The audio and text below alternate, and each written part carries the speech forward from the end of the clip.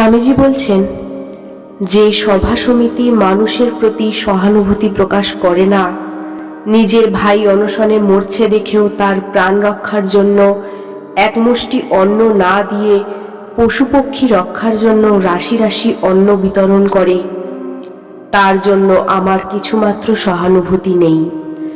তা দ্বারা সমাজের বিশেষ কিছু উপকার হয় বলে আমার বিশ্বাস নেই। কর্মফলে মানুষ মরছে, এরূপে কর্মের দোহাই দিলে জগতের কোনো বিষয়ের জন্য চেষ্টা চরিত্র করাটাই একেবারে বিফল বলে সাব্যস্ত হয়। পশু রক্ষা কাজটাও বাদ যায় না। ওই কাজ সম্বন্ধেও বলা যেতে পারে, গোমাতারা আপন আপন কর্মফলেই কসাইদের হাতে যাচ্ছেন ও মরছেন। আমাদের উহাতে কিছু করবার প্রয়োজন নাই। তাই মানুষকে আগে বাঁচাতে হবে, অন্নদান, বিদ্যাদান, ধর্মদান করতে